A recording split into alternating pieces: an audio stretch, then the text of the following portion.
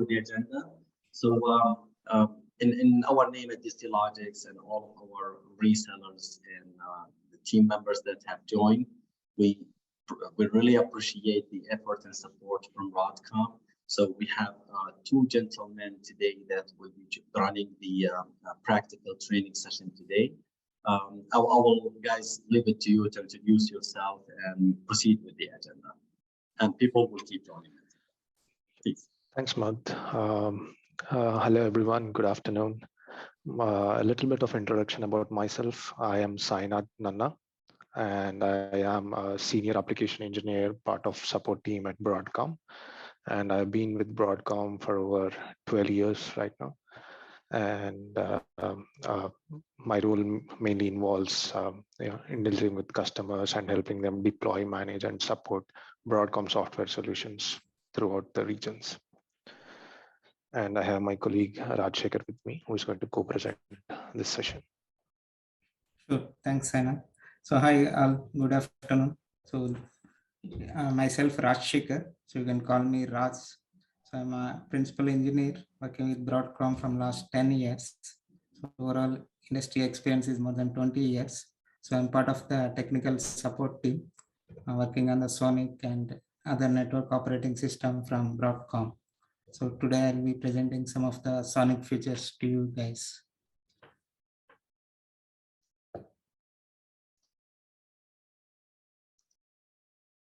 So Sainath, can you start on the agenda today?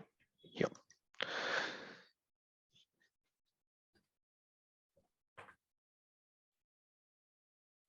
So yesterday we had a introduction session by Kamran on what is SONiC and different use cases of SONiC and how SONiC stands out from rest of the softwares that we have seen so far. So in today's session, we'll discuss about how SONiC achieves those qualities. So we'll delve into a high-level overview of how SONiC is architected, what are the different modules in SONiC, how it has become modular, and we'll go over a little bit of how these subsystems within the SONiC interact with each other, and then probably some of the features in SONiC, and later some troubleshooting and demo about it. But please feel free to drop in any questions when and wherever you need answers, and we'll answer them accordingly. So moving on, we'll first talk about the SONiC architecture. The SONiC architecture can be divided into two areas. One is the SONiC subsystems and how these subsystems interact with each other. So coming to SONiC subsystems, this is how a high-level view of SONiC subsystems would be. As discussed earlier, the USP of SONiC is it being modular. So each of the process is run in a different container, and the entire memory or operations that the process handles is going to reside within that container itself. So that makes SONiC leverage this feature and become modular. So if there is any issue pertaining to a single container, it is not going to affect the entire system. The problem is going to be limited to that container, and it also provides you at the same time the benefit of upgrading a single container without impacting the rest of the containers. Hence, by being modular, it has so many benefits to it. So coming to a high-level view, as you can see, most of the processes are running at in a different container of their own, and the core of this system is the database container or the Redis server that we call it as. So in the Redis server, there are different databases where you store the information that is coming from each of these processes. And along with that, the same information is shared by different processes to configure their own protocols based on the incoming information. So when it comes to the Redis server, it always follows a publisher-subscriber model. Publisher in the sense, any entity that wants to write data into the Redis server will register with it as a publisher. And any entity that wants to get notifications from the Redis server whenever a data or any content is written into it, then it will register itself as a subscriber model.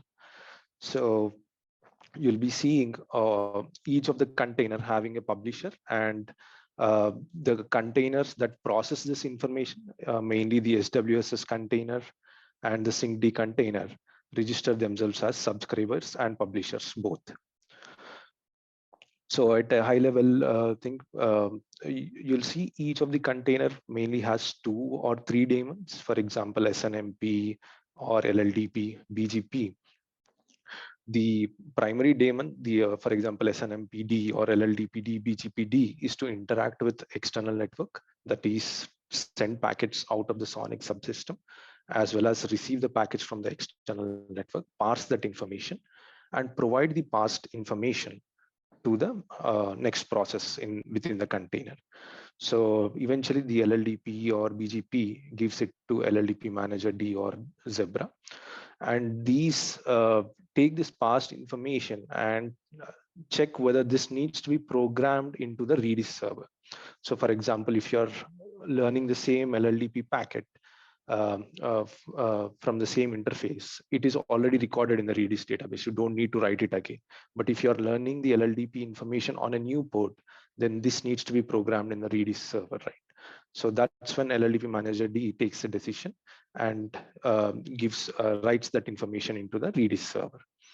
Similarly, let's say if a port goes down, so you should not transmit the frames from that port, right? So for that reason, there is a syncd process which is listening for these events from the Redis database. So whenever a port goes down, it receives a notification, and LLDP syncd will say that we're not going to be transmitting any LLDP frames on this port going forward. So that's how each of the containers exchange information with the core of the SONiC system, that is a Redis server, and maintain their state information by syncing themselves with the Redis server. And coming to the main container, SWSS container, this is the container that parses the information from both the Redis server as well as the kernel events and programs the kernel accordingly. For example, the port syncd, interface syncd, and neighbor syncd will be listening for events from the netlink drivers, that is the knet drivers. So once the interface is up in the kernel, it will get a notification, and similarly the port syncd, interface syncd, or neighbor syncd, these processes. Port is for physical ports, and interface is for VLAN interfaces, and neighbor syncd is for ARP or neighbor discovery. So these are the 3 different processes that exist in that container, and these write the information that it is receiving from the kernel into the Redis server. Basically, all this information goes into application database and all those things. Similarly, the interface manager and VLAN manager will be listening to this information, the state information from the Redis server, and accordingly program the kernel based on the state information they are receiving. Orc agent is the one that is going to process the information. For example, you are configuring an interface, and that interface information is going to be written into the Redis server. Let's say you have configured a VLAN routing interface. That information is written into the application database of the Redis server. But once the information is written into the application database, Orc agent gets a notification that, hey, there is a new VLAN interface that is being created.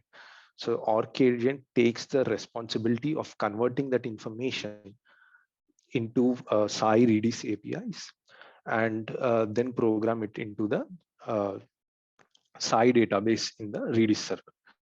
This SAI database in turn invokes the syncd container on the right, and syncd container is the one that is ultimately going to invoke the hardware APIs to program that VLAN routing interface in the hardware. So that is how, on a high level, all these subsystems kind of exchange information between them and form the core of the SONiC. Any questions on this?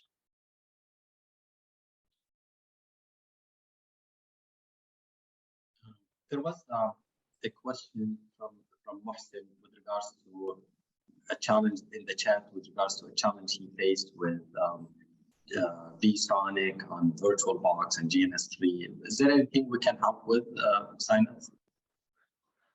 Or is there any piece of advice we can give him?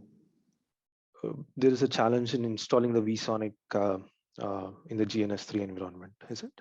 And VirtualBox, using VirtualBox, yeah. Okay. So Sainath, what I see is like he's having 5 GB RAM disk space. So is it enough, or we should have more RAM disk space to install that? I think we need more disk space. Probably, I think when we used GNS3, we had around 20 gig or something that I tried with. I'm not sure about VirtualBox, but probably I'll get back on this, see if there is any memory constraint with that.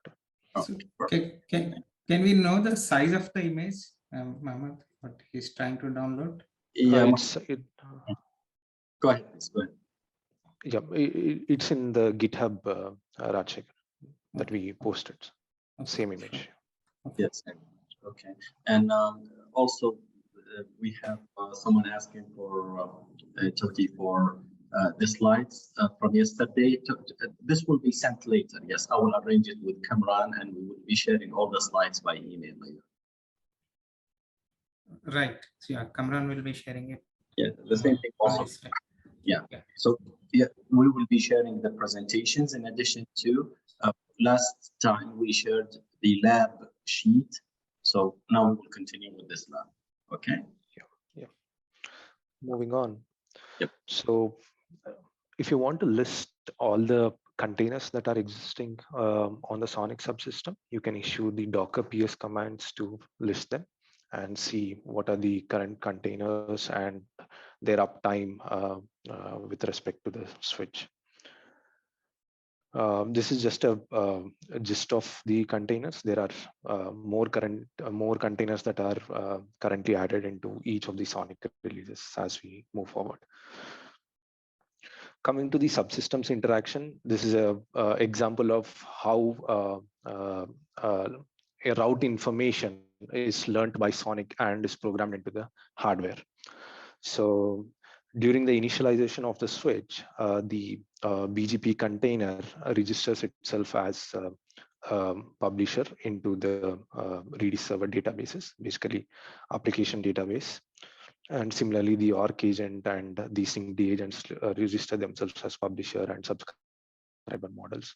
And within the BGP container itself, the BGP daemon registers, connects with the Zebra process through sockets. And when the kernel on the SONiC switch receives a new route information or a new TCP packet, that TCP packet is sent over a socket to the BGP container by, of course, matching the TCP parameters. So once the BGP container receives this packet, BGP daemon or the BGP process is the one that is going to receive this packet and is going to parse the contents of this packet. Once it is parsed, the parsed information is provided to Zebra. Zebra is kind of the routing table manager at a software level. So Zebra uses this parsed information to check if this new prefix that I have received should be programmed into the hardware or not. Once it decides that this new prefix information should be programmed, it will do two things. One is program this new prefix information in the Linux kernel as well as a software path. And at the same time, pass this information to forwarding plane manager syncd, that is the FPM syncd process over there. The role of forwarding plane manager syncd is to write this information into understandable format of the Redis server application database. So once application database is written with the contents of the new prefix, the ARC agent is going to get this information.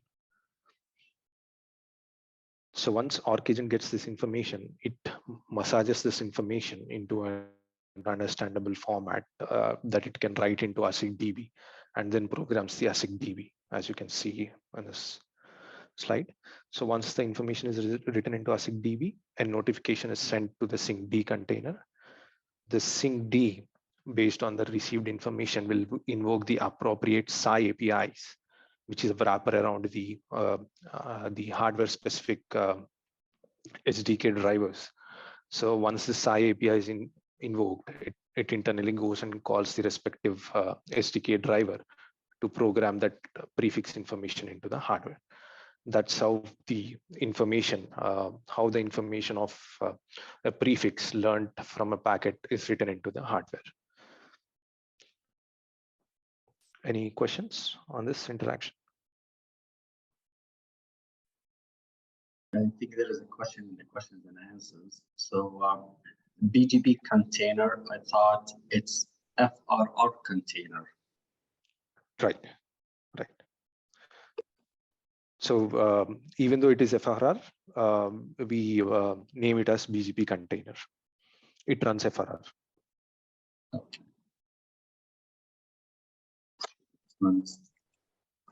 But internally, it's not just limited to BGP. It runs OSPF, ISIS, and all the other protocols within itself. Okay. Does this answer you, Jody, Dash?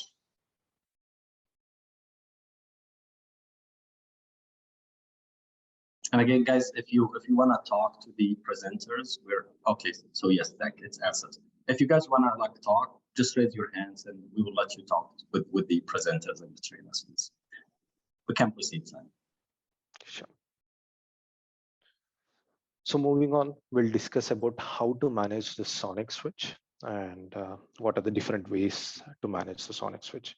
So first and foremost is what you have seen yesterday in the demo that Kamran gave. The first access is through the switch console, either GNS3 or actual physical hardware. You'll have a console port on the switch to which you can connect to. And as soon as you connect, typically the baud rate will be around 11.5200 bits per second. So using that baud rate, you can connect on the console. And this is the typical banner that you are going to see when you log into the SONiC switch. The default password being your password. And upon first login, it is going to prompt you to change your password as per the international laws, which state that you should not have default password on any of the critical softwares. And once you log into the switch, it is always recommended to wait for the system ready status before you configure the switch, because there are several processes and that are still coming up. And if you do the configuration before the process have come up, it might not take immediate effect.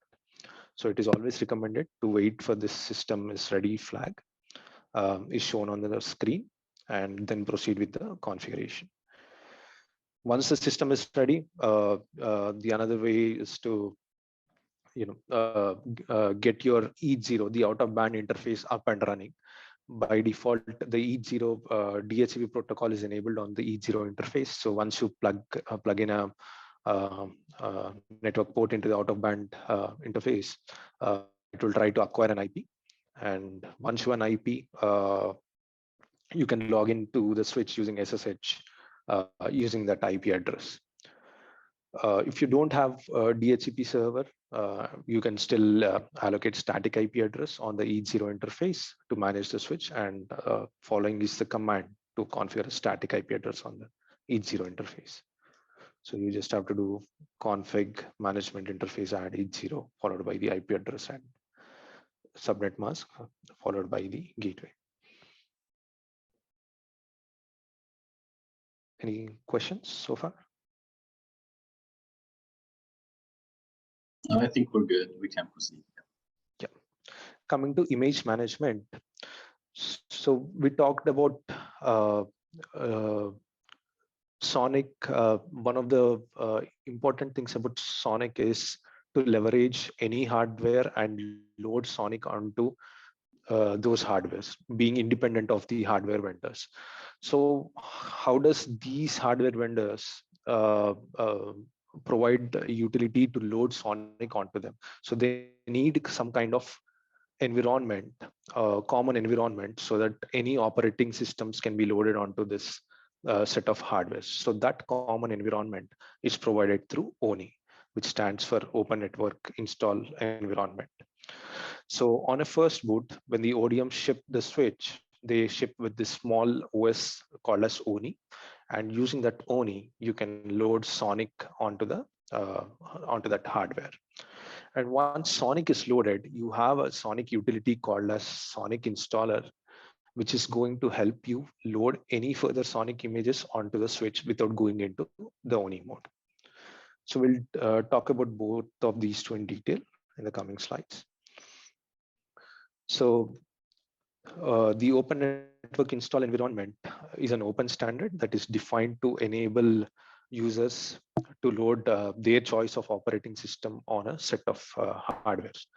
So once you have ONI on the switch, you can use either USB stick or a web server or a TFTP server to load your SONiC image onto that particular hardware. So the ONI by default itself has a ZTP mechanism built into it. So as soon as the switch boots up into the ONI mode, it tries to acquire an IP address, again using the out-of-band interface, E0 interface. And once it acquires an IP address on that interface, if there is if in the DHCP, if through the DHCP process, the DHCP server sends any next server IP in the DHCP options, then it will use the next server IP to automatically fetch the binaries and install them on the switch. So it's like a waterfall mechanism. It will try out these USB, link local, and web server automatically using that next server option from the DHCP packet.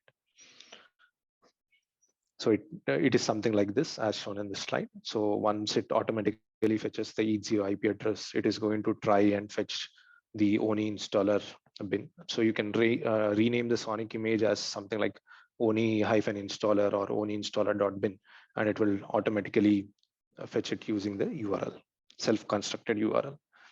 But if you don't want to do that, you want to manually mention where the file is located using any of the protocols that it supports, be it TFTP or SFTP or HTTP. You can do that so using the ONI nos install command. So the full documentation is available in the slide. The link is given in this slide. You can refer to it. Then coming to installing a SONiC image, let's say if a particular hardware is shipped with some other NOS and you want to install SONiC on top of it. So the first recommended method is go into the ONI mode by selecting it from the grub menu and uninstall the existing operating system from the switch so that you erase any of the residual data from the previous operating system. And once you uninstall that OS, then you can proceed with installing the SONiC image. So this is an example of how you can configure a static IP on the E0 interface. Yeah, and using let me sign up. Yes. There is a question from Ramzi. When we install SONiC, do we install each container separately? No. No, you just install the SONiC package, either it is enterprise, cloud, or what is it, base. So depending on these packages, they have their own set of containers. So once you load the SONiC binary onto the switch, it itself will automatically load the containers that are applicable for that package. So there is no need of installing each package separately. It is automatically taken care of by the SONiC installation. Yeah, to add to that, based on the configurations, some of the containers will be enabled. Great, we can proceed, please. Yeah. So in this slide, we see an example of how we configure a static IP address on the E0 interface. And once you add the static IP address and provide the default gateway information, you mention the URL from which you need to fetch the SONiC image. For example, in ONI nos install is the command, and you're mentioning the URL saying that pick the SONiC-broadcom.bin file using HTTP protocol from so and so IP address, which will be your web server IP address. So that's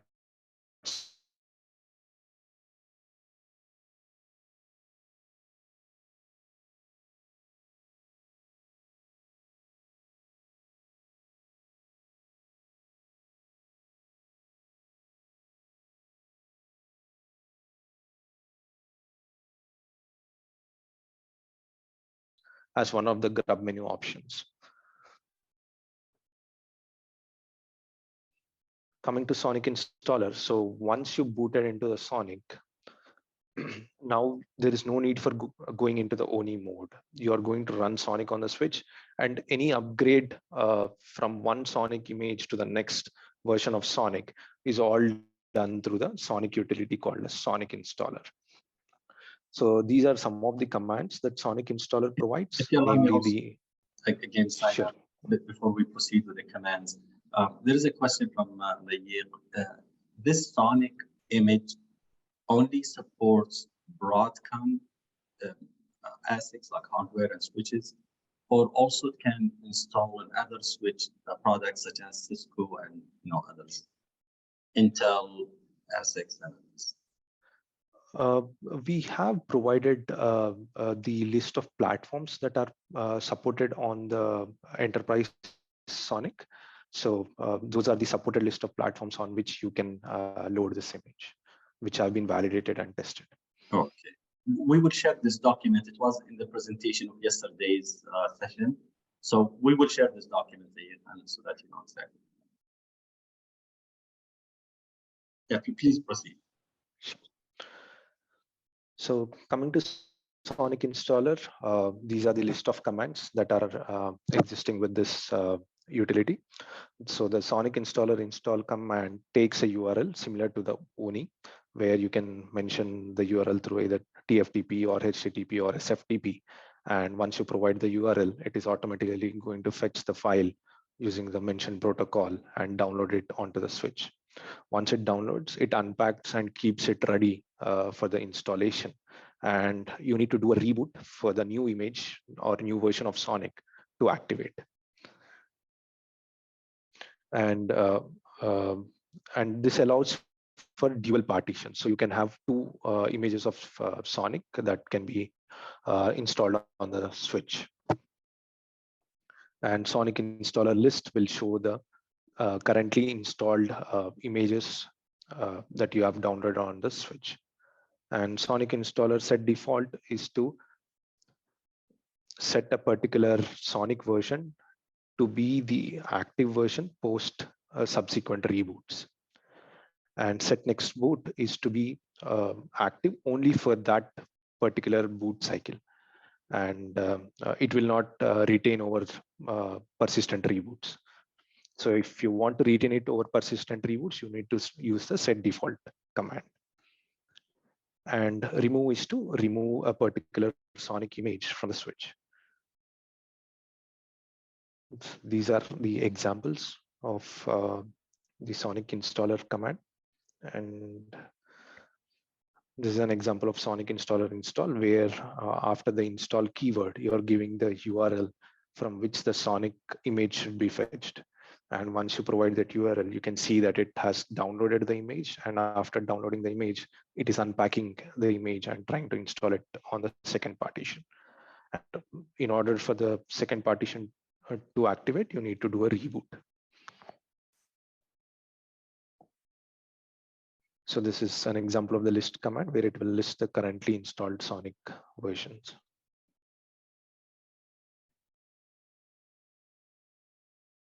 And this is an example of remove command, using which you can remove any one of the non-active SONiC versions.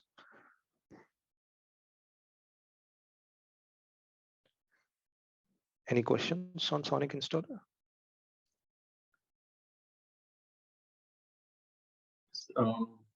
There is a question from Abdussalam. Is the same site API used for all containers, or shall we provide new one for each containers? When it comes to each containers, each one will be invoking a different table, and each table will correspond to a different SAI API. For example, if you need to program a L3 interface, you'll be calling the respective SAI API for L3 interface. And for example, if you want to create a VLAN or a port channel, you'll be calling the corresponding SAI interface for the port channel or VLAN.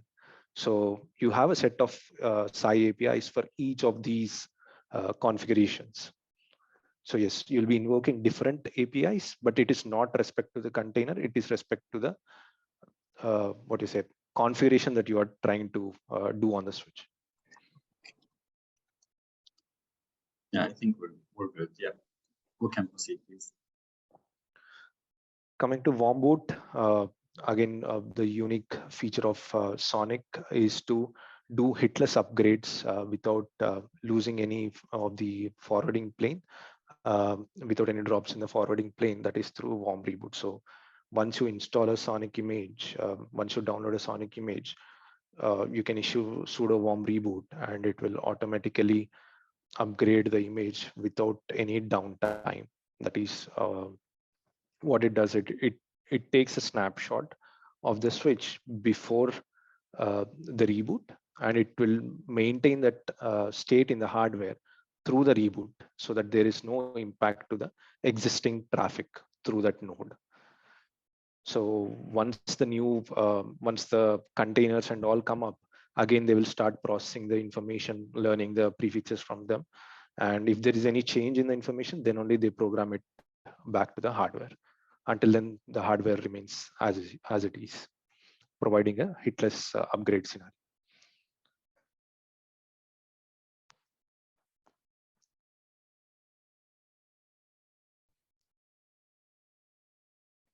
Moving over to config management, we'll discuss in this section what are the different ways through which you can manage configuration on the SONiC switch.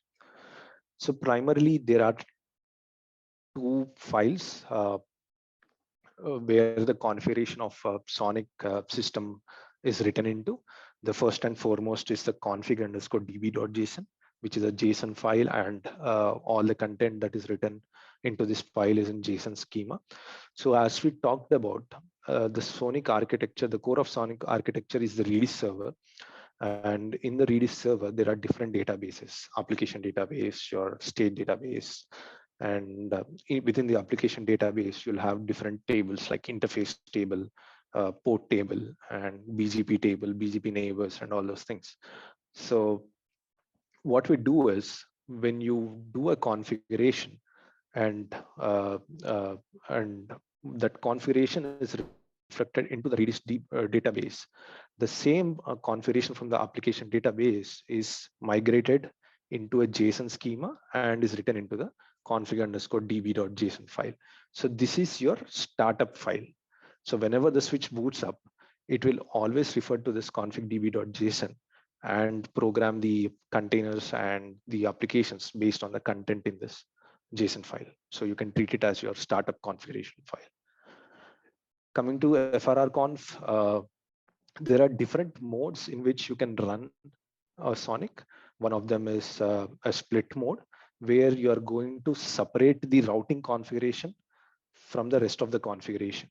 And when you separate that routing configuration, the routing configuration is written into the frr.conf file.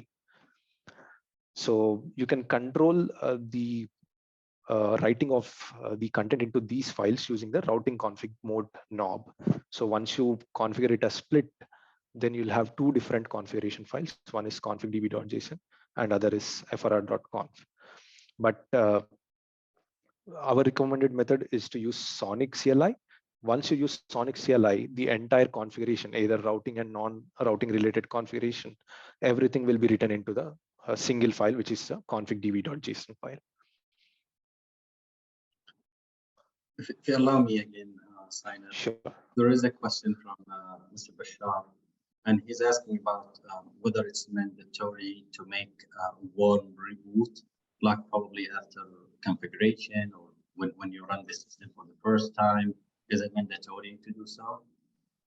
Warm reboot is when you are running the switch in a production and there is live traffic going through the switch, and there is a need to upgrade to the next version of SONiC, or there is a bug in one of the containers, let's say DHCP or something, and if the Broadcom team or any of the ODMs provide a patch to fix that bug, you want to upgrade that particular container without impacting your live traffic.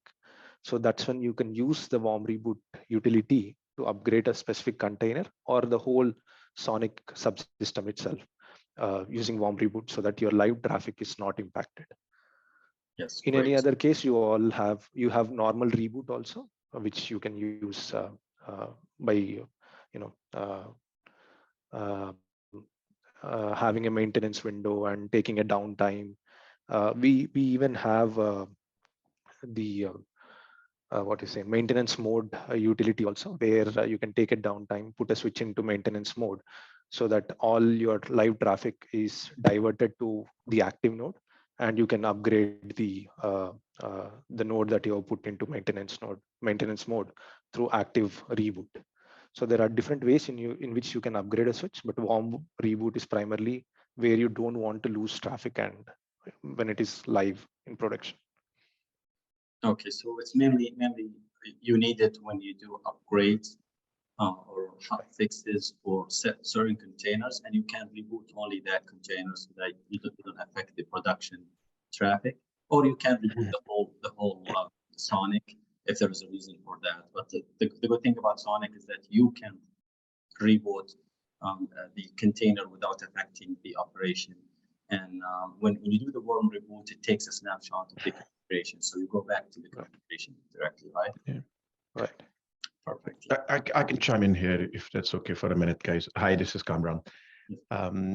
Actually, this was something I was supposed to go to. We had to make some change some plan because of some family issues I was having. But let me quickly cover this bit, and I'll hand right back to you, Saina, if that's okay. Sure. So, for example, so there are different ways we can provide hitless software upgrade in SONiC. And they are used in different scenarios. For example, as Sainath alluded to earlier, if there is one specific security vulnerability, or if there is one particular bug in a particular SONiC feature, because of the architecture of SONiC, you have the capability to just patch one container, right? So in this case, for example, if, as I mentioned yesterday, if your DHCP container has an issue, DHCP feature has an issue, you can just patch the DHCP container. So in that case, as I'm showing in this slide, you can upgrade the DHCP container and it will have no effect on the traffic going through the system, or the routing process running there, or the switching process running there, and so on. So independently, you can upgrade one particular container, right? So that is, as I said, if there is one specific small security patch or bug that we need to fix. But what if there are multiple security patches required? What if there are multiple bugs that you need to provide? What if there are some enhancements that a customer need in the software? In that case, we do not provide those things as a form of a container. In that case, it will be the whole SONiC binary file that you will need to upgrade. So in that case, rather than using container upgrade, you will go to warm reboot. So warm reboot gives you the capability to upgrade the whole software, SONiC software, running on your switch in a hitless manner, in a way that you can upgrade from one version to another version, and there won't be any impact to the data plane, to the traffic going through the switch. So for example, in this slide I'm showing, we are upgrading from 4.0.0 to say 4.0.1. So traffic is ongoing, and you can do this warm reboot and switch move from 4.0.0 to 4.0.1. But during the whole process, there is not even a single packet loss. So totally hitless software upgrade And that is what you achieve with warm reboot. But the limitation is that you can only do it when you are upgrading within one major release. So upgrading from 4.0.0 to 4.0.1 to 4.0.2 and so on. But you cannot use warm reboot when you are doing an upgrade between two different major releases. Why? Because between different major releases, there will be a change in the hardware tables as well. So in that case, there is a chance of when hardware tables are being updated, data plane will be impacted as well. So for that scenario, where you are upgrading between two different major releases of SONiC from 3.0 to 4.0 or 4.0 to 5.0, we recommend you use maintenance mode. So in maintenance mode, it is not only just to upgrade SONiC, it is, as the name suggests, it is for the maintenance. Even if you need to swap out a hardware, a switch, if you need to make some hardware changes, for example, change the ports where the cables are connected, change the optics, so on, whatever, maintenance activity you need to perform, you can use maintenance mode to do it without impacting the user traffic. And what you do in maintenance mode is you gracefully isolate a switch from the data forwarding path. So for example, in this case, say we want to upgrade spine 1, what we will do is in maintenance mode, we will take this spine take it out from the data forwarding path. And how we do it, there are multiple techniques for it. There is a video recorded for it on the YouTube channel, and we'll see if we get a chance tomorrow. We will mention this in a little bit more detail, but it basically involves route bising, where you change the routing matrix or you use the BGP. There are certain built-in BGP techniques that you can use to push the traffic away from that particular switch. And there are also something that you can do if, for example, if you're upgrading a leaf switch, then only route bising will not help. You will also need to do something on the port channel level, at the layer 2 level. So those techniques are available in SONiC, which you can use to gracefully isolate a switch from the data forwarding path. And once, for example, this switch, there is no data touching this switch, you can easily carry out any of your maintenance activity, whether it is a software upgrade or hardware swap or any other hardware activity. Hope it makes sense. Back to you, Sai. Great, thank you so much. Thanks, Kamal. How do I stop sharing? There you go.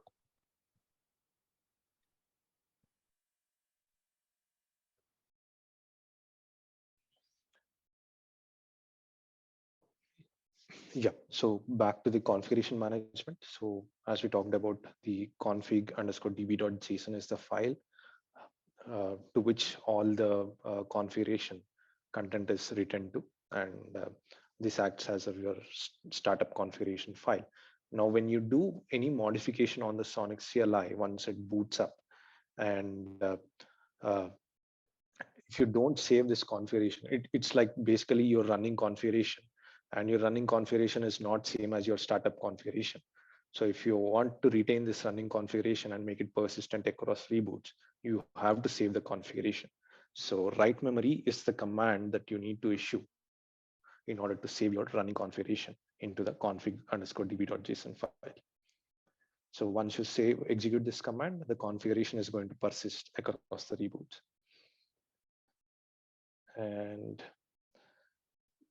accordingly, there should be a utility to erase the configuration based on one's requirement. So write erase is the command that is going to erase the configuration that is done in the config_db.json file and overwrite it with the option that you are going to select it with. So basically there are two options. One is boot and install. Boot option will erase all the configuration apart from the management interface configuration.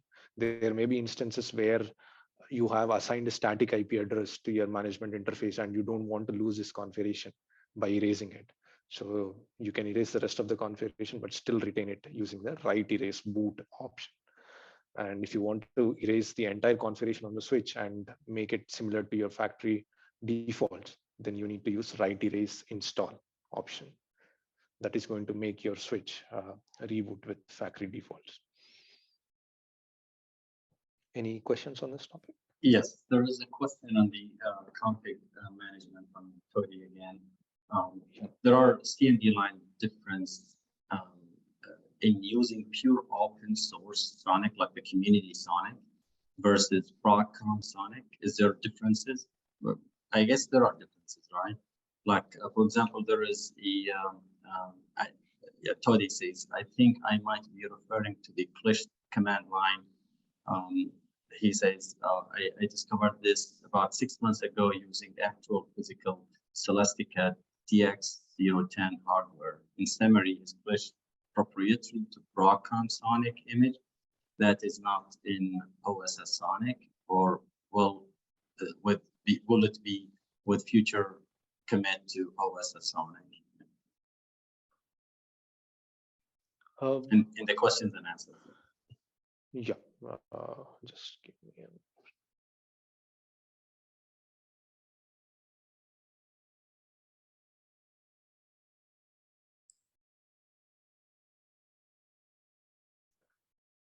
no, management framework is being discussed in the SONiC community, and it might be upstream to SONiC community. So yeah, going forward, you may see management framework in community SONiC as well, but that is future.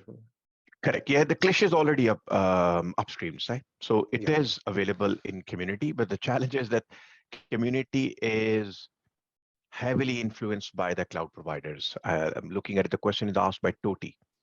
Yeah, the problem there, Toti, is that the community, in the community release, the main influencers are the cloud providers, and they hate Clish. And they hate anything which is Cisco-like, right? They just want to go ahead with they have these type of tools, you know, they DevOps tools. They have very mature DevOps models, right? And which work very well with this click and FRR type situation, with FRR and click type environment. So that is why they are not a fan of Clish. Whereas we believe that enterprise customers, the people you talk to and your companies, we believe they have a different view, right? They want to use something which is, you know, obviously everybody wants to use an orchestrator and automation to do the configuration. Nobody today wants to use command by command, box by box configuration of a data center. But at the same time, we all know that there are times when people like you and I have to jump on a box and do some troubleshooting. And at that time, we do not want to look at some, you know, machine language code. We want to look at some configuration which you and I can read. And that is what where that is a sentiment of enterprise customer, which we are reflecting in our distribution. But in community SONiC, you are right. The heavy influencers are very much along the lines of, we just want to use click, we just want to use FRR, we just want to use, you know, different containers, and you configure this using our DevOps models. Yeah, as a follow-up to the same topic, May was asking, what's the difference between the CLI Aruba SONiC and Cisco? Is there any kind of comparison? We don't have a metrics for it. I doubt anybody would have. I mean, Aruba and, for example, Cisco customers will be totally different customers, right? So SONiC is more like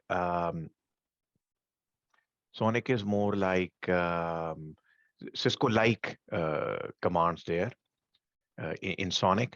But that's because Cisco is like, I don't know, 70% of the market share. So most people use that, and that is why we try to align to that. I hope I answered the question. Great. Yeah, it was in Q&A sessions. Sai, so you continue, I'll keep an eye there. Yeah. So moving ahead, we have within Clish CLI, we have developed the show running config as well. When it came to community SONiC, the show running config was again provided in this machine language kind of schema, the JSON schema, and it was very hard to interpret what was the actual configuration that was done on the switch. But whereas in Clish CLI, it is more like your Cisco or Aruba, like where you can do show running config, and it will show you the actual configuration CLI syntax that was configured on the switch. And apart from that, we also have keywords to run the show running configuration command per protocol or per interface or something like that. So you have those options as well in Clish CLI. Coming to config templates. So the SONiC operating system has two different config templates, and this is based on the use case scenarios for the end customer where he intends to use the SONiC switch. For example, if you take the campus networks where he needs to have VLANs or STP enabled when he's going to deploy the switch, then one needs to enable L2 template. And whereas if it is going into your traditional L3 fabric, where you don't need VLANs and spanning tree, and you need only L3 interface. So by default, the SONiC switch will be booting into the L3 profile where you will have all the interfaces in a routing mode. That is, all the ports can be configured with the IP address, or they can be put into a configure a VLAN, put into a VLAN, and configure them accordingly as per the needs. So these are the two templates that SONiC supports, layer 2 and layer 3. Layer 3 is for strictly L3 profiles where you need only routing on the switches. Again, you can still enable spanning tree, configure VLANs on the L3 profile, but they are not by default. Whereas in L2 profile, these are by default. So as you can see in the L3 profile, there are no VLANs and there is no spanning tree configured.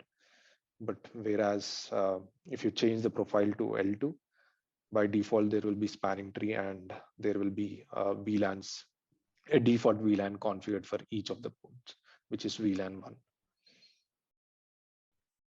Any questions on? There was a comment from Tony saying that he agrees with Cameron when it comes to enterprise requirements of Clish. So yeah, we agree with that. He will test the latest version of the community SONiC and find out if it started supporting Clish. So my comment was that Clish framework has been upstreamed, right?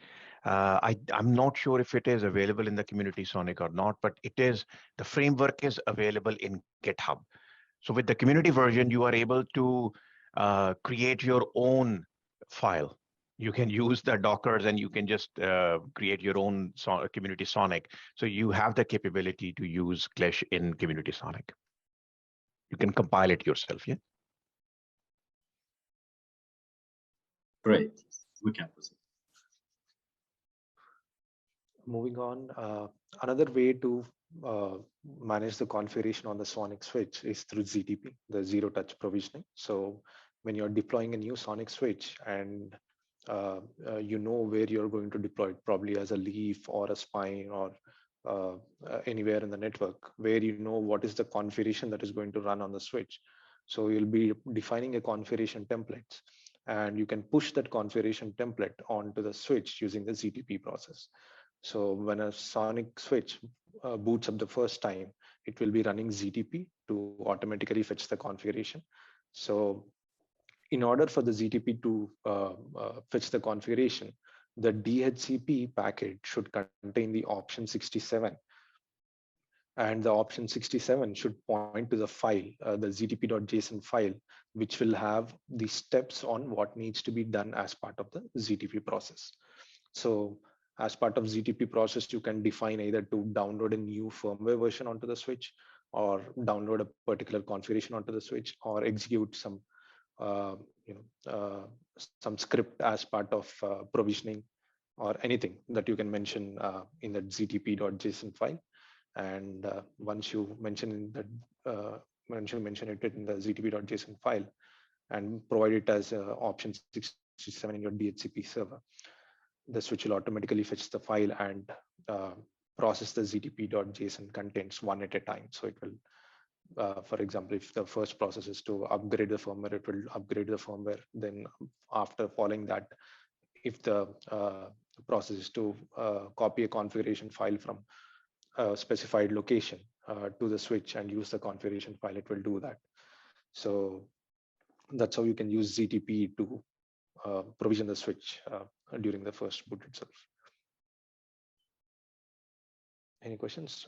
Detailed explanation of what are the different features that ZTP supports are mentioned in the HLD document. You can refer to the same. Any questions before moving? I think we're good. We can proceed. Okay. Raj, you want to take over? Sure, Simon. Thanks. So any questions before we start on the SONiC features? I think we're good. I cannot see any questions. We can proceed, please. Sure, sure. So here I'll be covering some of the important features of the SONiC, and so which mostly the customers are using. So the first to start with is the dynamic port breakout feature. Okay, so in general, right, so you can when you want to understand what is the port breakout, so the ports can be broken out to a different speeds with various lanes. Let's take an example. Let's say you have a 40G port and you have an end host which support 10G speed. So you want to split the 40G, right? So what you can do is you can split the 40G into 4 lanes, 4 into 10G. So and you connect the 40G cable on the switch side, and the splitter 10G ports lanes you connect it to the host. So that's where the ports can be broken out and connected to the end host. So that's the port breakout feature. So in general, when you say port breakout, so any configuration change, right?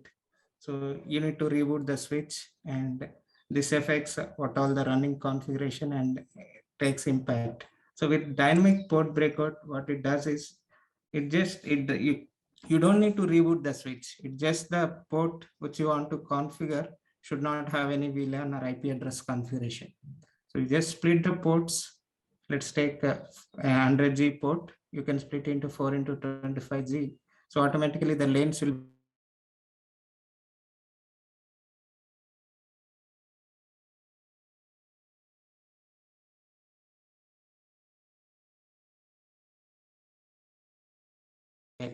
let's say you want to connect within the racks or adjacent racks, right? So this can be helpful.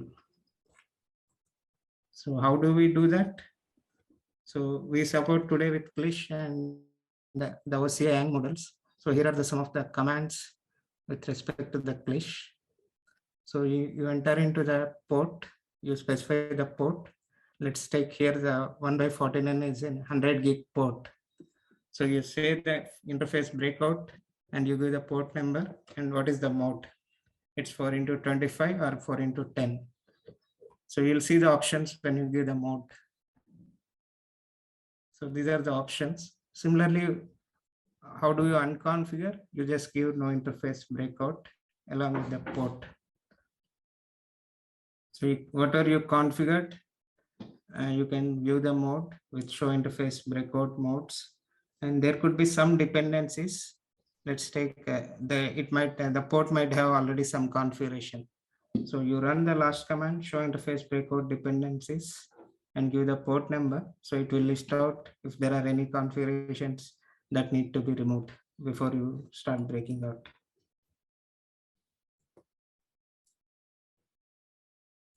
So these are the examples. You can see how a port can be split into 4 into 25G at different modes.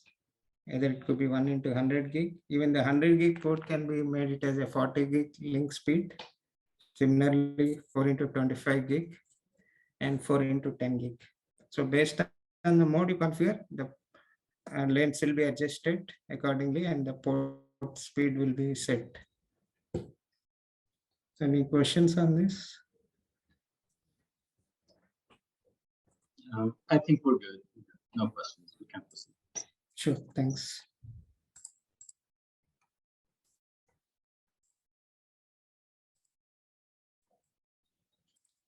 So the next thing is important feature, which is the most data center customers would be preferring, the MC lag. So here also let's start. Let's take an example of lag, right? So when you say lag, it is bundling of multiple interfaces together into an aggregate group, basically on a similar same switch. So you'll group multiple ports of same speed on the same switch. So this is basically for redundancy and increased bandwidth purpose. So when it comes to MC lag, it's like node level redundancy. So you will group two switches, like you will create a logical, you group two switches into a logical switch on which multiple interfaces can be bundled together. So the same thing, so it will help you to provide redundancy and load balancing. So the end host will see as one device. So let's take the right picture, right? If you see the MC lag, there is a server connected to two leaf switches. The server will see the peers as one logical lag group. So we'll have a node level redundancy. So let's, if leaf 1 fails, the leaf 2 will take over. So there are some of the important concepts on the MC lag. On the bottom figure, if you see, the peer 1 and peer 2. Here, peer 1, peer 2 are the leaf switches.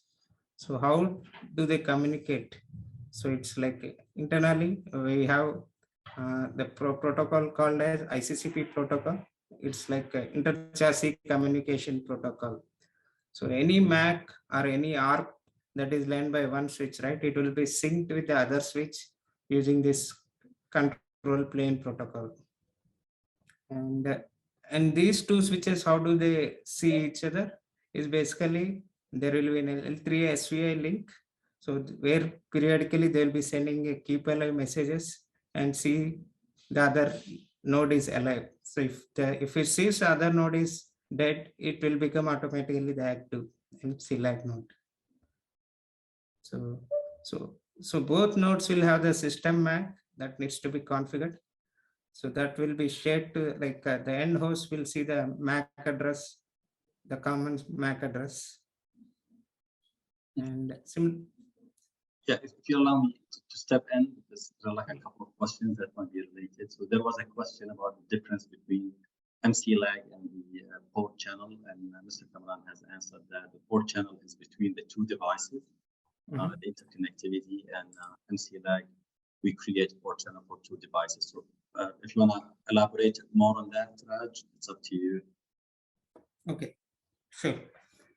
So when you say lag, right, lag is, let's take leaf 1 switch. So you'll have multiple interfaces, let's say 10G links, and you want to, when you say lag, right, so port 1 or port 2, you form a group and you call it as a port channel. So it will have the 20 gig bandwidth now, and it operates at that speed. So it's on the same switch. But let's take MC lag scenario. So the ports will be shared across the switches. Two switches will form one lag group. Multiple interfaces on two switches. So leaf 1, port 1 on leaf 1 switch and port 2 on another switch will form a lag group, and they'll share across the same bandwidth. So if one switch fails, the other switch will take over. So there won't be any traffic loss or impact to the user. But in lag case, if one link goes down or node goes down, the entire traffic will be down. Okay, and there is a question about the SONiC capability to work for multi-tier models like switches, like stacking support. So which is like around the stacking and the difference between stacking and what we offer. And does it support virtual live environment and then Hyper-V or VMware? I'm not sure if I got this question correct, Mayo, but I'll leave it to you to comment, Raj, and the questions and answers. Like, is stacking supported? And if not, what is the alternative? Sure. The stacking thing, I think it's a future item in enterprise SONiC. Probably Kamran can correct me here.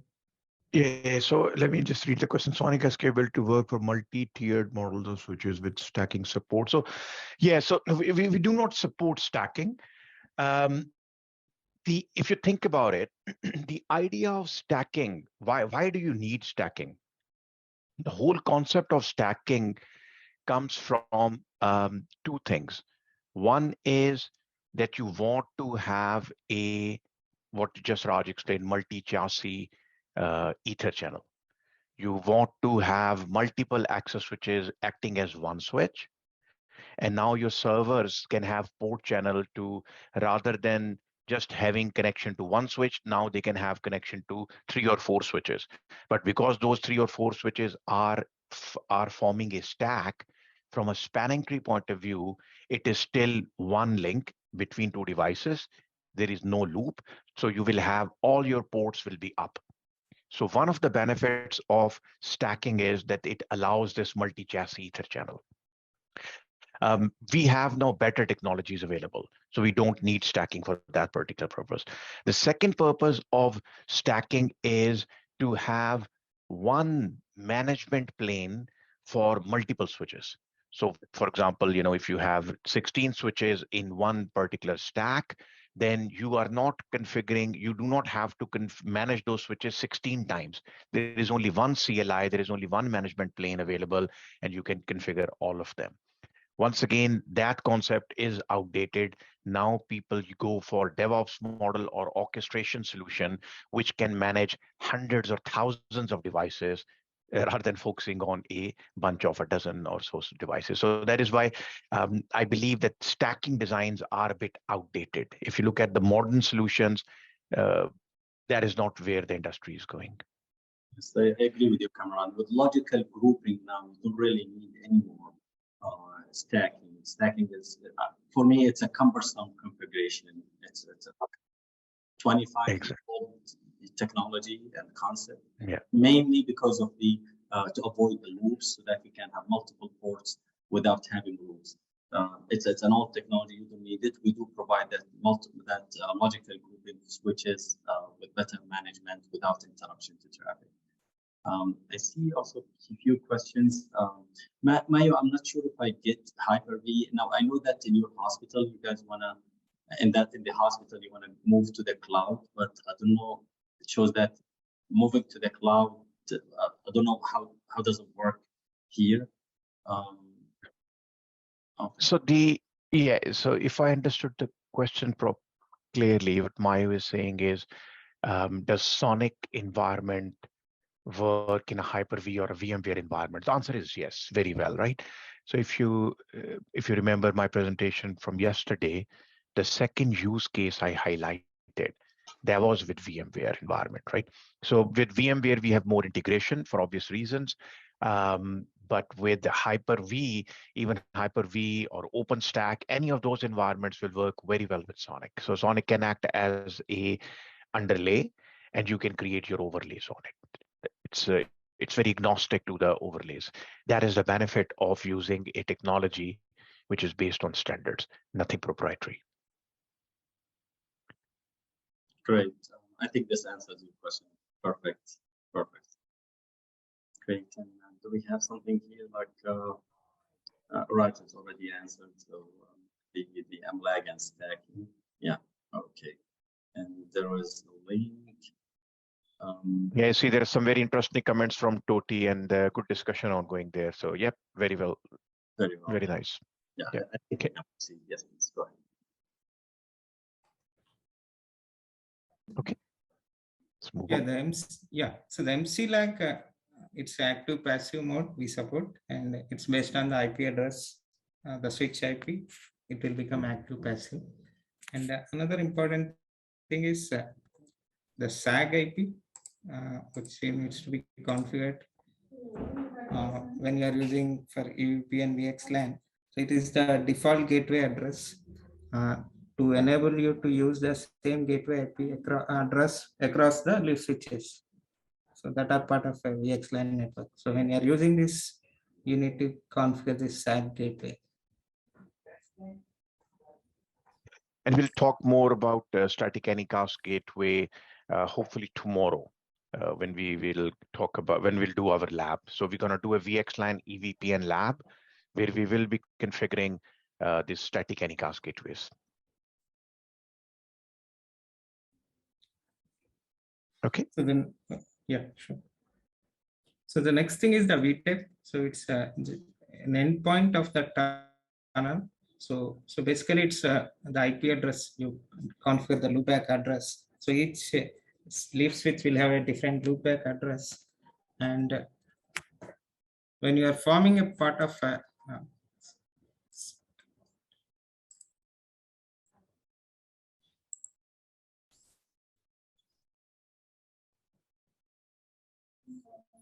I think we're losing your voice a little bit here, Raj. Yeah. Can you hear us okay? Yeah. So when you say VTAP, right, it's an endpoint Exactly. that terminates the VXLAN encapsulation, that does the VXLAN encapsulation and decapsulation. So EVPN enables device to have this acting as VTAPs, right, to exchange the information about their endpoints. So when you say this logical endpoint, so it's basically the IP address you configure on the loopback address. Exactly. So this is how, you know, this the MC lag, the idea of MC lag marries up with the VXLAN EVPN environment. So these two switches, if you look, which Raj is showing as a bundle, they look like same or one switch to the downstream servers at layer 2. From a spanning tree point of view, these two leaf switches look like one switch for the layer 2 environment. Similarly, on the layer 3 side, on the VXLAN EVPN side, so the layer 2 side is the bottom one from these leaves to the server side, the downside. And the upper side from leaf to spine, that side is all layer 3. So in that layer 3 environment, we create this idea that these two switches are actually one switch. That is why we call it a virtual or logical VTAP. We do this by configuring the same tunnel endpoint on both the switches. And I will explain this a little bit more in when we talk about the lab. So this logical VTAP and the MC lag scenario helps create this bundling of these switches, and it allows this multi-chassis redundancy, and it allows this load balancing over the EVPN environment. Okay. So Kamran, you will be covering the symmetric and asymmetric as well, right, as part of this? If you want to touch upon it, you can touch here. Otherwise, yeah, I will be covering it there. Okay, sure.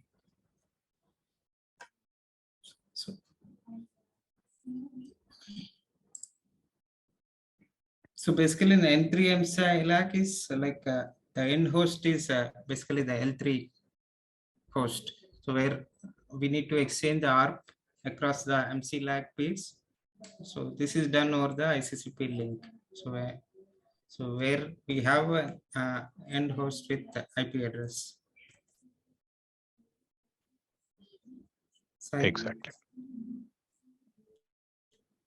So this is some of the configurations we do with MC lag. Shall we show this as part of a demo, Kamran, or is it, how is that plan? Yeah, I think we can skip commands at the moment. Yeah.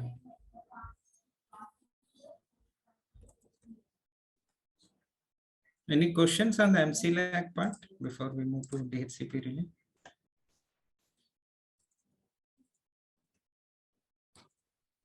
I think it's pretty clear. Yeah, I believe it's clear. Sure. Just we clarified the difference between MC lag and stacking, guys. I said to you, we do really believe we need stacking and what's that logic and grouping. Yeah, go ahead, please. Sure. So another important feature is the DHCP relay. So this has been there, but there are some minor enhancements have been done recently.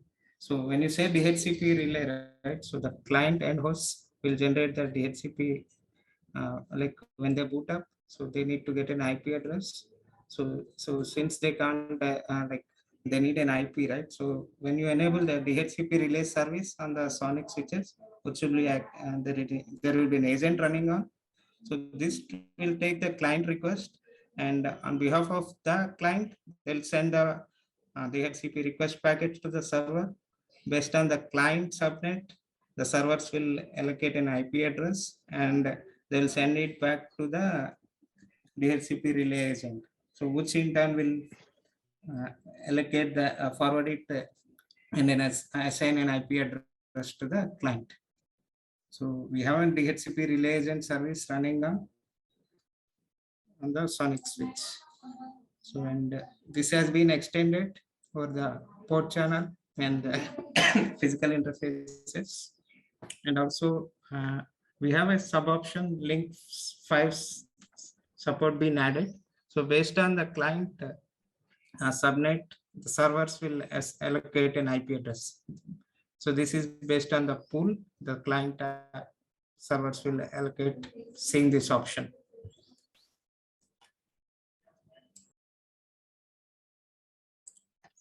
Sai, can you go to the previous slide? So similarly, let's take, if you don't know how to reach to the server, so the relay agent can be configured with a source interface option, so that based on the source interface option, it will try to reach to the DHCP server. So it will use that interface and try to send the DHCP request packets to the server. And we do have support for IPv6 and also the VRF. So you can configure the client and server in different VRFs or on the same VRF. So we do have support for click and clish model, and similarly the OCANG.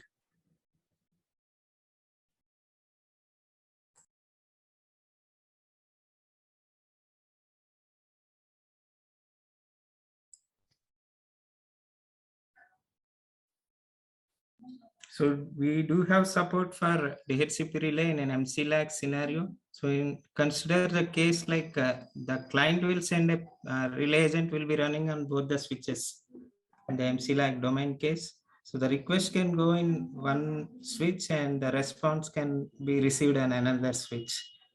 So we do support that, and we need to make sure that the server is reachable from both the pairs in this case.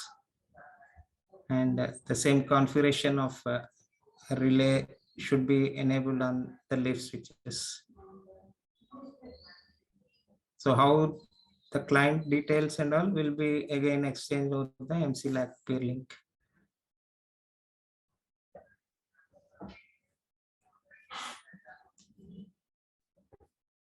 Good.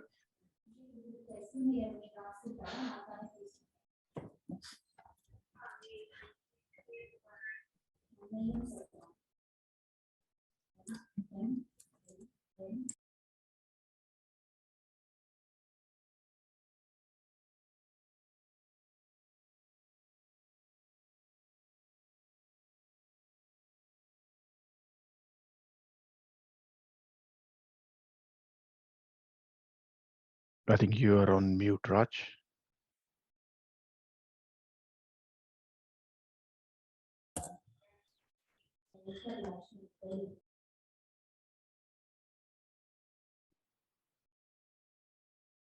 If you're having some audio issues.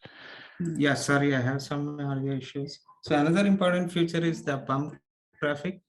So how do you does the storm control? So let's take when you have excess traffic coming in, like the broadcast or unicast or the multicast traffic, unknown multicast traffic.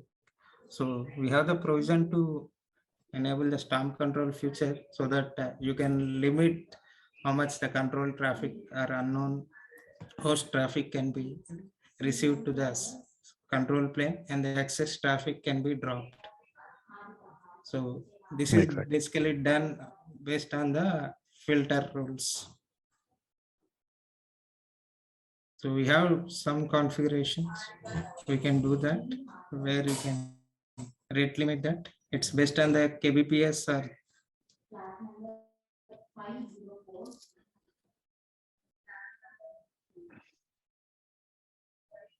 Good. So Let me just chime in here and add something. So I'm sure most of you have, or probably all of you have heard about this feature, the storm control feature.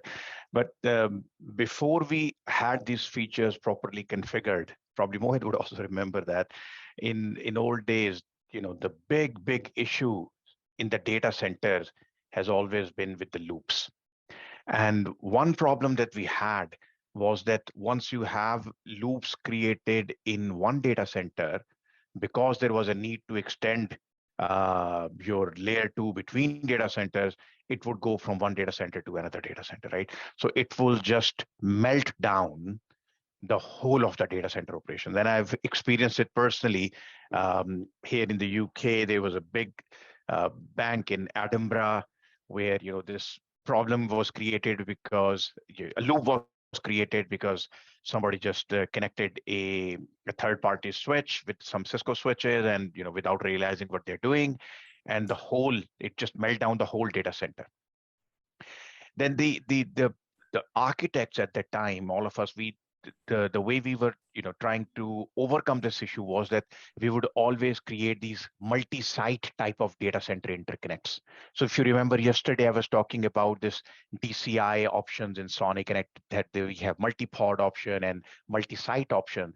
The whole idea of the multi-site option was that if you have, for example, one data center on one side, and if you have another data center on the other side, the connection between them, you know, should have the provision to apply these storm controls.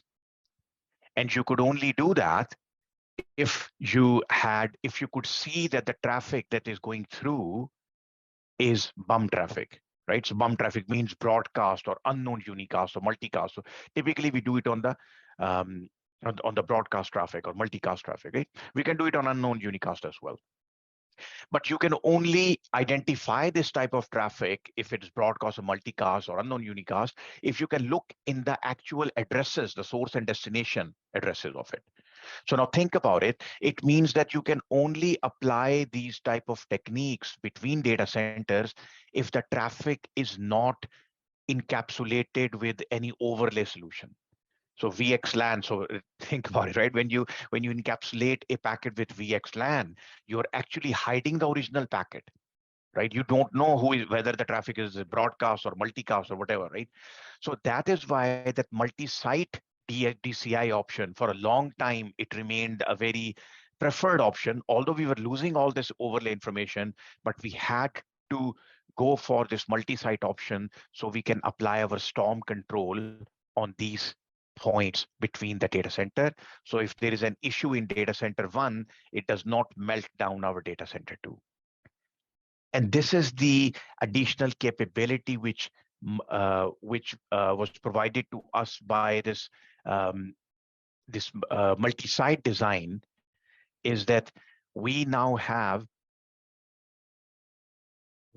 this capability to encapsulate and de-encapsulate traffic on a single switch, right? With this capability, now we can create this overlay of VXLAN EVPN between the two data centers, and still we can have two different fault domains. We can still have two different control planes because we can apply this storm control option within one data center, within a device, because we have the capability to de-encapsulate and then re-encapsulate the traffic in VXLAN on the same device. And when you do de-encapsulate and re-encapsulate the traffic, at that point, you have the option to look at the traffic. Is it the bum traffic? Is it the broadcast traffic? And if it is the broadcast traffic, as Raj said, you can say, I will only pass, for example, 5 megabit of that traffic. If it is like 1 gigabit of bum traffic coming, I'm not going to allow that. I'm just going to drop it.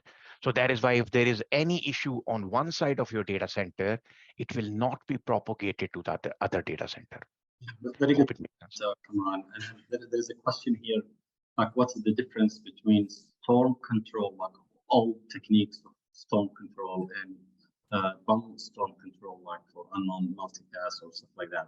The magic word is encapsulation and decapsulation, I guess. And with the old methods, especially when you used to have when you had to provide layer 2 connectivity, either because of VM motion or whatever that required all of that, it was a hectic situation, and you need to work on layer 3 at layer 3 level, and you needed to worry about all of those challenges. BOM is a magic stick today when it comes to broadcasting, but it's a very great point. Exactly, right. I think when I was speaking, I confused the term. So the term was multi-pod, and then the other technology that we use was multi-fabric. So multi-fabric was the architecture where we had to de-encapsulate the traffic when it was going between the data centers, yes. Right? That was the technology that we used for a very long time in between many data centers here. And with multi-site innovation, yes, we got this capability. Data center bridging and all of that, yes. Exactly, to encapsulate and de-encapsulate on the same device. Okay, good. All right, let's move on. Yep. Let's proceed. Sorry, Raj, for the interruptions. Sure, no issues. Okay, so we talked about the node level redundancy. Now it's a VRRP, which support the gateway level redundancy. This is at the L3 level. So we do support the VRRP v3 version, which is basically for both the IPv4 and IPv6 address families. And it can be configured on a default VRF and as well as the user-defined VRFs. So the only problem is we don't support this VRRP v3 for the MC lag configuration. And basically this feature will provide the gateway level redundancy. So they'll use the VMAC. It's like similarly, two switches will have the VRRP messages, control plane messages exchanged, and one will become the active. So we do support active with VRRP v3. And so if one of the gateway goes down, the other will take over. So from client perspective, they'll see only one gateway IP address to reach to the external network. And so VRRP will use its own control plane messages to form the active or active standby.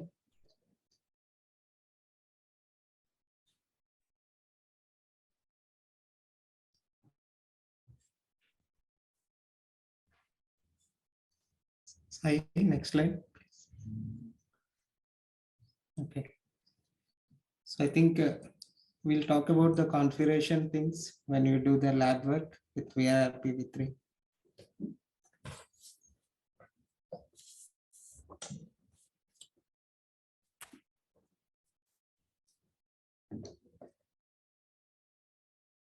So, Sai, what's the plan? That are you gonna start with the troubleshooting side? Yeah. So, yeah. The original plan was, let me just chime in and highlight. The original plan was we were going to do the VXLAN EVPN lab, guys. We had to change that a little bit. I had some personal emergency. I spent the night at hospital with a family member. So we changed that plan a little bit, and we're gonna do the troubleshooting session and a demo today. And we will do the VXLAN EVPN lab tomorrow. But before we do that, maybe take a couple of minutes here, Sai, before we start the troubleshooting session, and see if anybody tried to attempt the lab yourself. So yesterday we were doing this OSPF lab. If anybody tried it themselves, and if you had any issues or if you were successful, whatever, if you want to share some experience, that would be awesome. So Kamran, there was one question actually. Okay. So they were trying to load SONiC and GNS3, and they had 5 GB RAM allocated, and it failed to install. Yeah, I think 5 GB RAM is probably not enough. Yeah, I think you need bigger RAM for it, I think. especially on a virtual box, because they were having it on virtual box. Yeah. So, Okay. so Mohsen, it probably is the memory story, or like the space story, the disk space story. Yeah. Okay. We can do something else. I mean, what we can do is, maybe Mohit can help us a little bit there. If there are people out there, Mohit, who want to, want to learn this and do hands-on experience, and they do not have, for example, GNS3 installed or some issues there, we have a cloud lab available, but there is only like one, at the moment, only one of the server is up. So only one person can use that lab. So we can do some time sharing, and we can allocate it to different people for different times. That's good. And so, whoever has issues with running it in their own laptop, they can use the cloud lab and get some hands-on practice. Yeah, and we can share the access details later by email or something so that we can try it. Yeah, that's good. Sounds good. Okay. Anybody else tried it and was successful or hit any issues?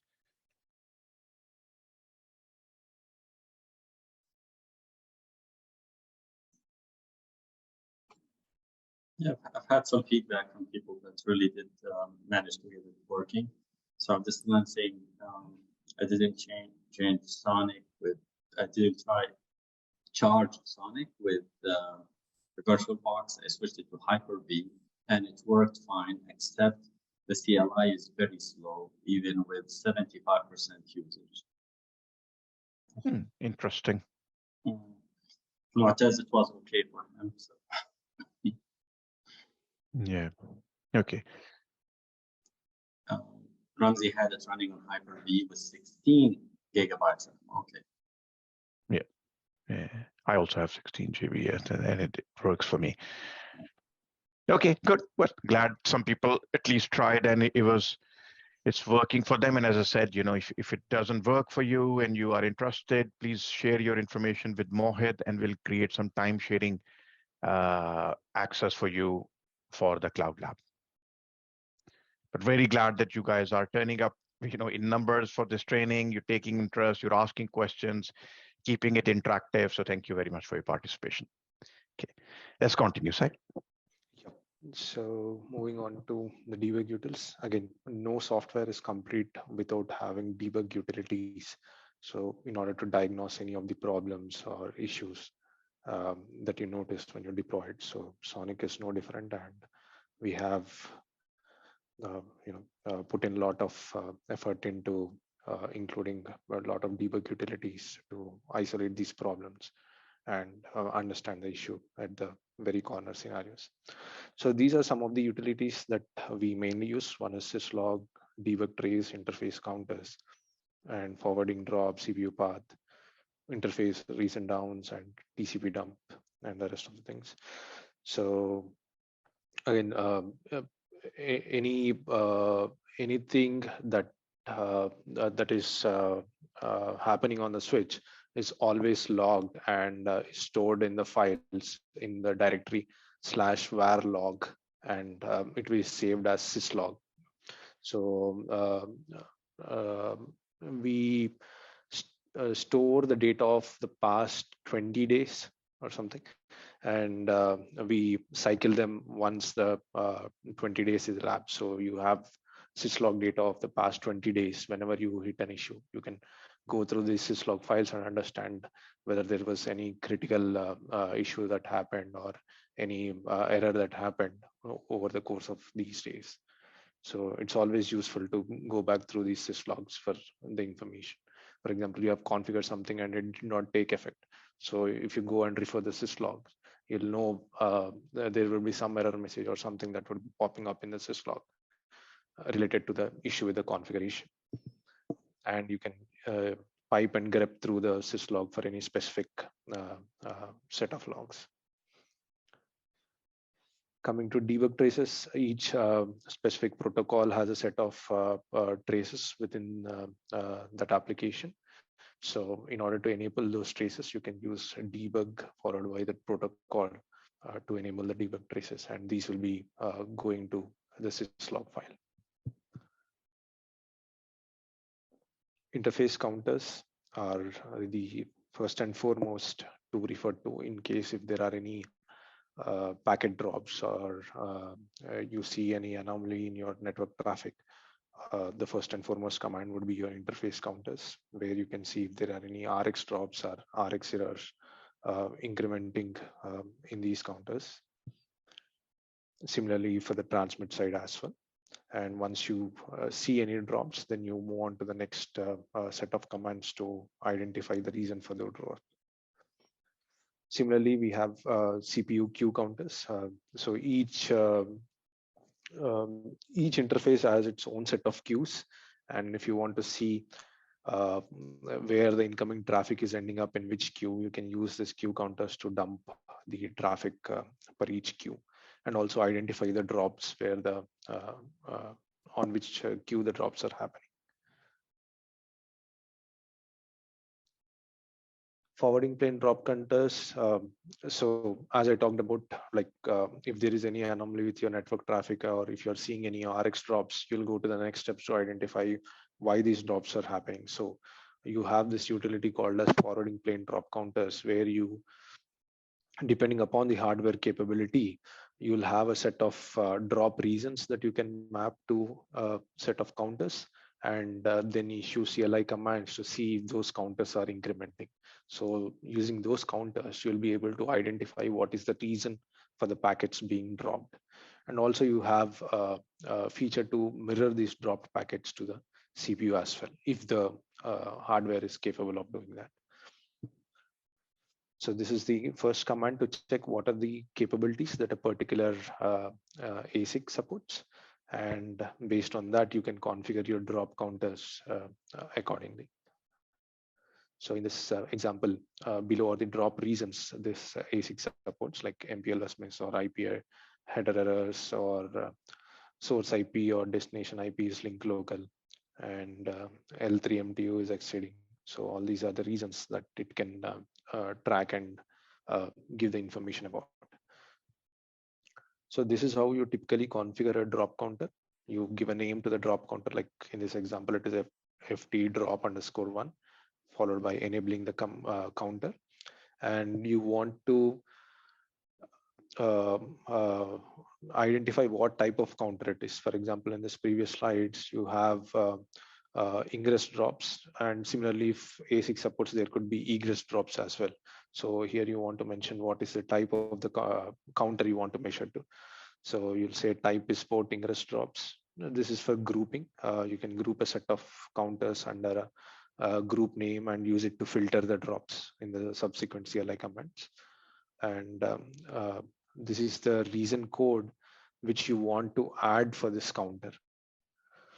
So for example, I want FT drop 1 to count all the packets that are dropped because of source MAC equals to destination MAC. And similarly, FT drop 2 is to count all the packets that are dropped because the source IP is linked local IP. So this is the command you can use to see the drop counters, show interface drop counters. And if there are any counters incrementing for the respective drop, you know that like the reason that you have mapped to it in the earlier source MAC equals to destination MAC. So that's the reason why these RX drops on a particular interface were incrementing. So that's how you will be able to identify why the packets were being dropped on an interface. Any questions on this? There is a question again related to GNS3. If there is a way to if there's an option to configure it to reduce to avoid the 100% usage and adoption. Unfortunately, we're not really experts with GNS3. Didn't really use it often, but I'm not sure if you can help with that, Kamran.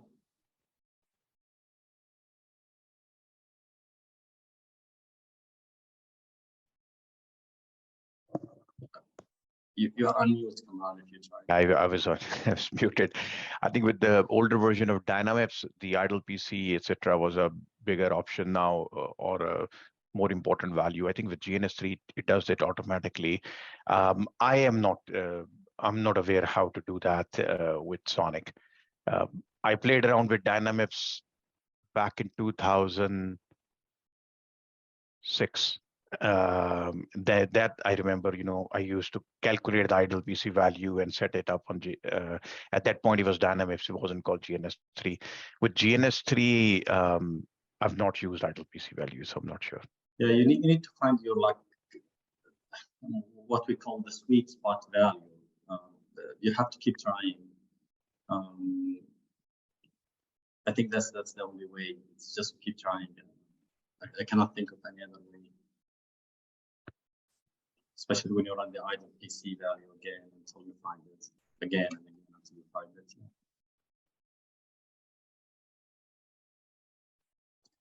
Apologies, I'm just alarmed. You will probably have to search it around. I'll do some research and find out if we can, but I think you just need to do that. Try the idle PC value over and over and try to find that sweet spot value exactly that gives you that doesn't take you to 100% usage of your CPU. Yeah.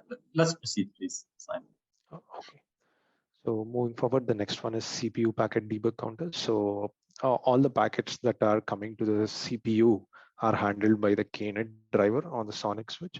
And we have the KNet counter statistics to account the packets that are coming in and classify it based on the type of the packet, whether it is ARP request, ARP reply, LLDP, or some other packet. And also account for any drops in the CPU plane. So if there is any packet that has been dropped in the CPU plane, we can also account it and show it as part of the KNet stats. So this is an example of how we do it. Like packet type shows you what are the different types of packets that CPU has been receiving. And if there are any drops, it will show you the reason for those drops, whether we have set of rules in KNet drivers which filter these packets and drop these packets based on those rules. So kernel net stack drops account for those. And again, for example, LLDP, you received LLDP when the port has gone down. So you'll drop that packet without parsing it any further. So that's how these drops are accounted, and this will be helpful in diagnosing any of the issues. So moving on, interface down reason. So it is very important to know in a system why a particular interface has gone down. I said this information is available in your logging, but it becomes very cumbersome to go through long list of log files to identify a reason for the interface going down. But we have a CLI command directly available to go and check why a particular interface has gone down at a particular time. So, and it also gives you the reason for which the interface has gone down. So your typical show interface status command has been modified to include the reason for which the port is currently down. And as you can see, there is a reason column listed where it shows you why the port is down. Either it is admin down, error disabled, or physical link down. So these are some of the reason codes that it displays. And accordingly, for a particular interface, show interface Ethernet 0 or typical naming convention, it will show you the history of the interface, transition of the interface from up to down or down to up, vice versa. So as you can see here, as per the timestamps, the port breakout was done and it went to admin down as soon as the port breakout was performed. And once the port breakout was completed, the transceiver came up. So these are different transitions that an interface has gone through before it has been brought up. So this information will be very useful while identifying link flaps or link down issues. So you're planning to show the, you come to TCP dump. You want to show the demo as well, right? Okay, right. So just highlight 15 minutes. Yeah, just going. So TCP dump is another utility that we have that we can use to dump the packets on the switch and analyze those packets on the live switch itself. Not going elaborate into TCP dump. I'll show you a demo on how we can use it. And tech support is one of the important information that we collect from the switch. It basically gathers all the information from each of the containers and each of the protocols and zips them into a single file, which you need to upload and provide it to us for any offline debugging of an issue or something. And export services to automatically export these files based on the configuration. And port mirroring, we support SPAN and ER SPAN on the SONiC. So SPAN is to mirror the packets locally, where if you have an external analyzer connected to one of the front panel ports on the switch, so you can mirror the packets from a source port onto the probe port, which is your front panel switch. And ER span is if your analyzer is located remotely, you can use ER span session to transmit all your mirrored packets to the remote analyzer using the ER span session. So additionally, there will be scenarios where you don't have a external analyzer handy with you, but you want to diagnose issues. So in those scenarios, we can selectively mirror the packet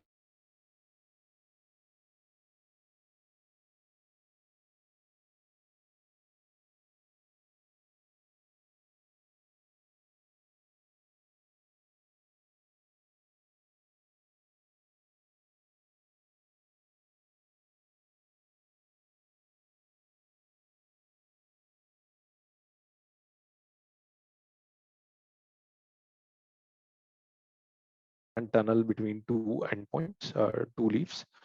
And we have a host on each of these leaves. And I have a ping initiated from 10.1 to 10.20. So as you can see, none of this traffic will come to CPU.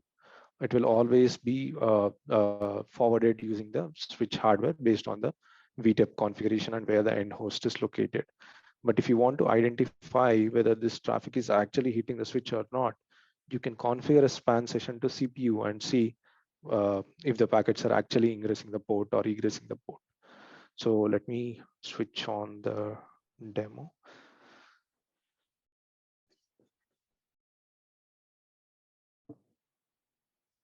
Let me know if you can see my screen. I can see it, yes. Yeah. Nice. So this is actual hardware on which I am showing you the demo.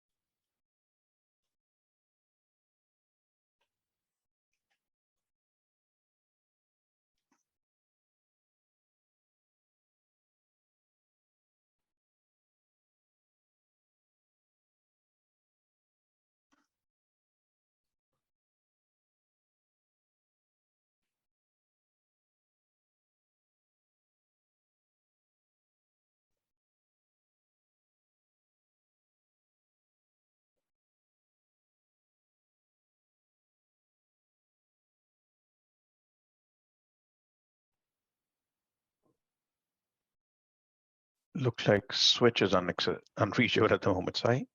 Yeah, the MOVX term is hung, but let me restart. Okay. Do you want to try Cambridge Lab or? That's fine. Just Okay. a minute. Okay. No problem.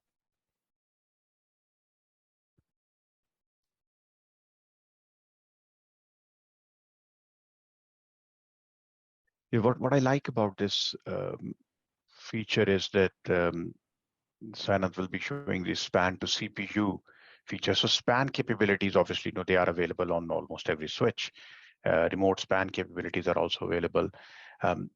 What I really like about this particular capability in SONiC is that you are able to span certain traffic to CPU on the same switch and then do a TCP dump. So on the same switch, you can actually look at the output of the span session. So what happens is that sometime when you're trying to do remote span, when you're trying to do troubleshooting, you do not have the infrastructure set up on every switch, everywhere in your data center.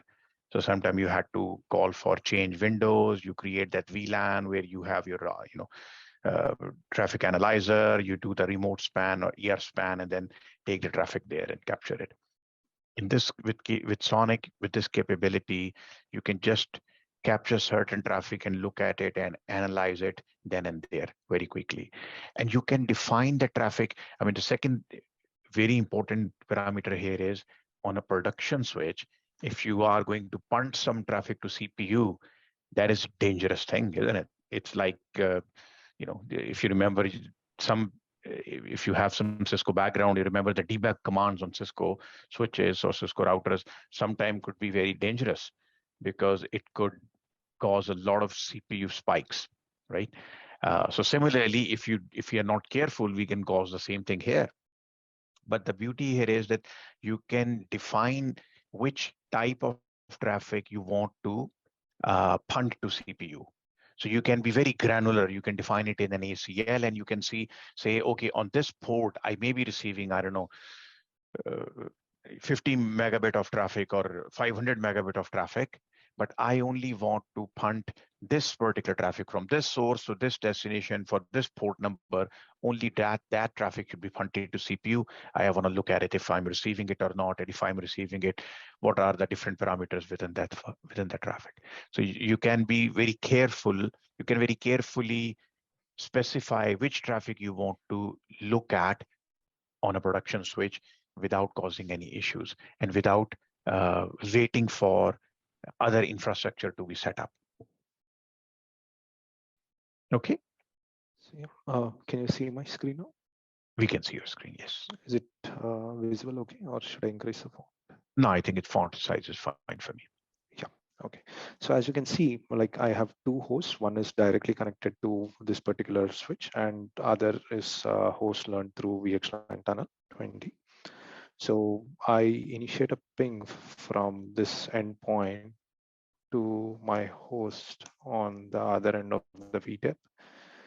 And if I do,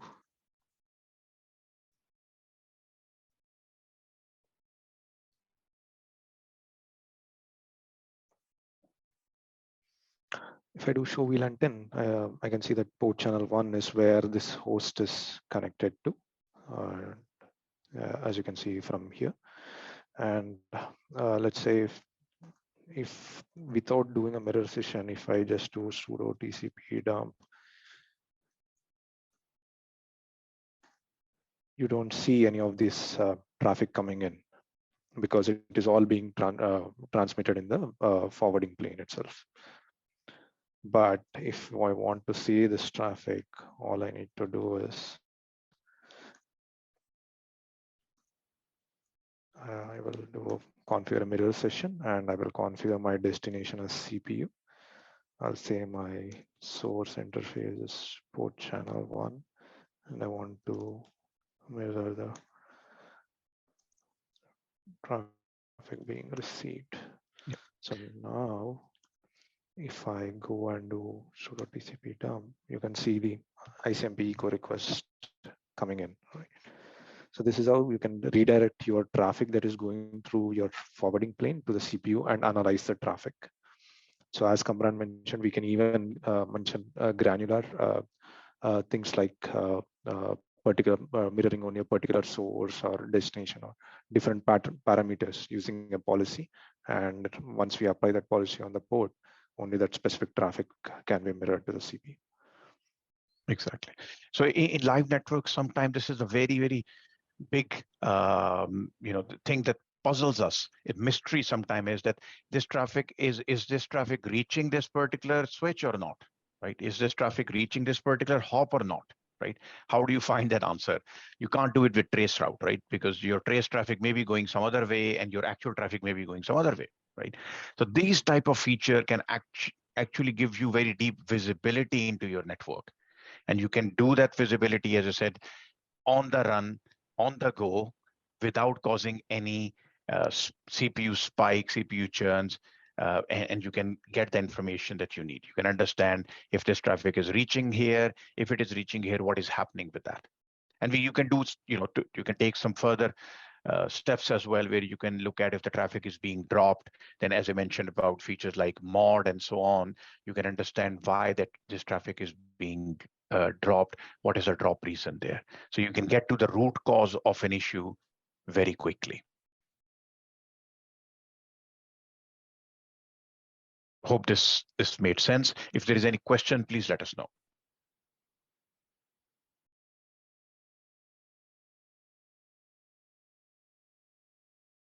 No. No questions. Okay. Looks like everybody is happy. Saeed, I think that was the last thing we wanted to cover today. Is that right? Right. Okay. Great. So very good session, guys. And I really appreciate the attendees and appreciate the support we're getting from Broadcom.